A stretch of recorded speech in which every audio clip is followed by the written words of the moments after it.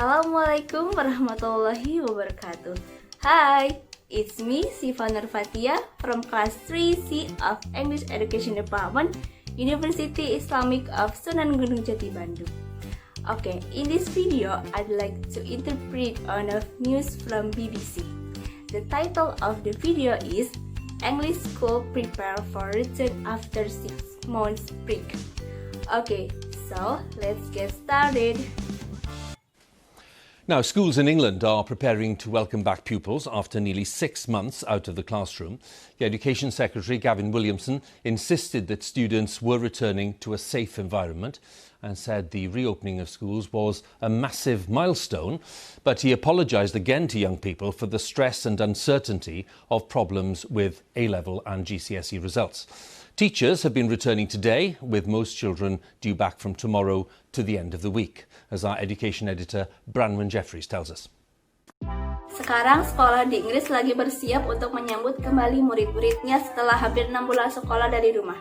Sekretaris Pendidikan Gavin Williamson bersikeras bahwa siswa kembali ke lingkungan yang aman. Pembukaan sekolah ini merupakan pencapaian yang sangat besar. Namun dia minta maaf lagi kepada kaum muda atas tekanan dan ketidakpastian masalah level dan hasil GCSE. Guru sudah kembali hari ini dengan sebagian besar murid yang akan kembali besok hingga akhir minggu. Seperti yang dikatakan editor kami, Branwen Jeffries. Kirsty's getting ready for the new term, to welcome her class back to lessons and sending her own son back to his school. As a teacher, as a parent, I'm really happy for my son to return. He's really excited to see his friends and just getting stuck back in with the learning. Kirsty bersiap-siap untuk menyambut kembali kelasnya di semester baru, dan dia siap mengirim putranya kembali ke sekolah. Sebagai seorang guru dan sebagai orang tua, saya sangat senang anak saya bisa kembali bersekolah. Dia gembira ketika bertemu dengan teman-temannya dan kembali belajar. Okay, so I think we can leave this one here. This is still completely relevant and quite helpful. From morning drop-off onwards, it's all changing. Signs warning parents they can't come beyond the gates. For their head, an extra cost to making the school safe. Things like sanitizer, soap, paper towels, tissues. We have to have an awful lot of that if you think that we're going to have 400 plus children washing their hands at least 6 times a day. Dari pagi dan seterusnya, semua tanda akan berubah untuk memperingatkan orang tua murid agar tidak bisa keluar dari gerbang sekolah dengan biaya tambahan untuk membuat sekolah aman. Hal-hal yang membuat aman di sekolah seperti pembersih tangan, handuk kertas, dan tisu itu, kami harus punya stok banyak. Jika kalian berpikir bahwa kami akan melakukannya ke lebih dari 400 anak untuk mencuci tangan, ya benar, kiranya 6 kali sehari. Ava is getting ready to start secondary school. Her mum a bit worried, but trying to stay positive.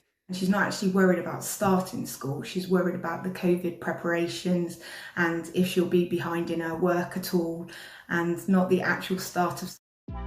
Ava bersiap untuk memulai sekolah menengah. Ibunya khawatir, tapi berusaha untuk tetap bersikap positif.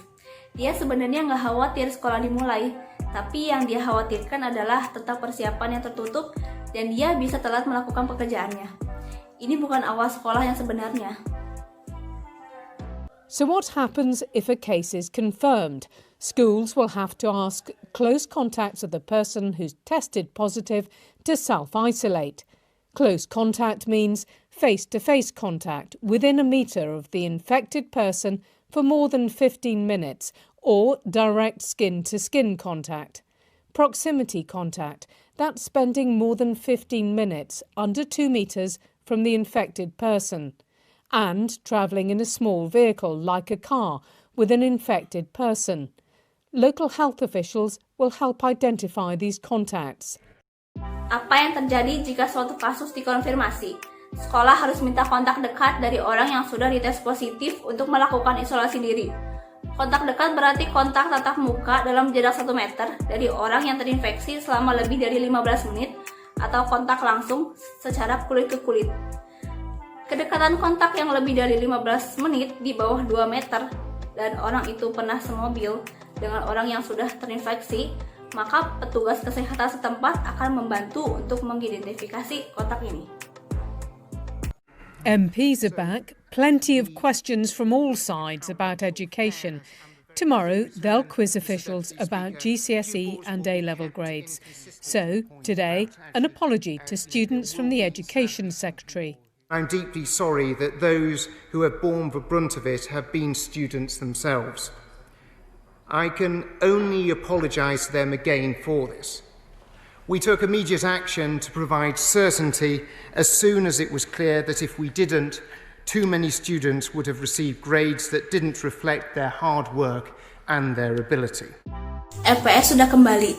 Banyak pertanyaan dari semua sisi tentang pendidikan. Besok mereka akan menanyai pejabat tentang GCSE dan nilai A-level. Jadi hari ini permintaan maaf kepada siswa dari Sekretaris Pendidikan. Saya sangat menyesal atas hal itu. Beban itu muncul dari siswa itu sendiri. Saya hanya bisa minta maaf lagi kepada mereka untuk ini. Kami akan segera mengambil tindakan untuk memberikan kepastian secepatnya. Jika tidak, maka banyak siswa yang akan menerima nilai yang tidak sesuai dengan kerja keras dan kemampuan mereka. Getting schools open, pupils back, is one political challenge. Sorting out what happens to next year's exams is another. Delay is on the cards, with answers expected soon. Bronwyn Jeffries, BBC News. Bukanya sekolah untuk murid adalah salah satu tantangan politik. Memilah apa yang terjadi pada ujian tahun depan adalah hal lain. Penundaan ada di kartu dengan jawaban yang diharapkan segera. Bronwyn Jeffries, Berita BBC.